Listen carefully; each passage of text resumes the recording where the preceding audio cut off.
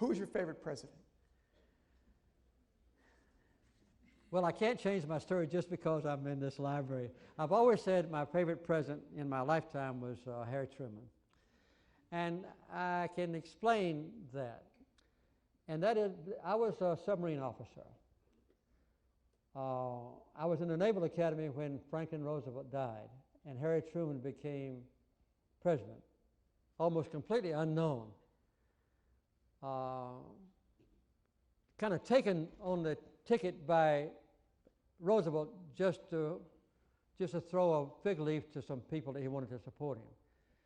Roosevelt never did confide in Harry Truman, and he was on the outside looking in.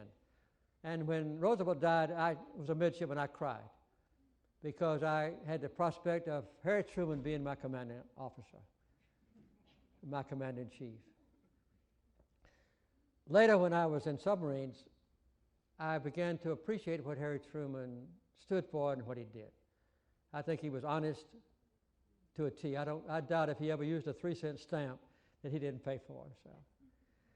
And he was under tremendous pressure from the same people that tried to prevent President Johnson putting in place the Civil Rights Act. He was under the pressure of my senator, Dick Russell, and Strom Thurmond, and many others. I won't name them. And Truman, already unpopular, he went out of office the most unpopular president in history, ordained as commander-in-chief that all racial discrimination in the military forces was over that day. And he was condemned severely by all his generals and admirals, and overwhelmingly in the Congress, and by many other people in America, but he did it. And so my life on the submarine was changed by that decision. And it affected my whole future. And then after Truman left office, there wasn't much progress made on civil rights.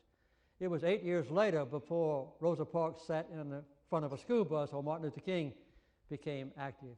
Truman was 8 years ahead of them. And it was later before President Johnson finally was the ultimate hero in successfully ending legal civil discrimination. And so Truman was my favorite because of that.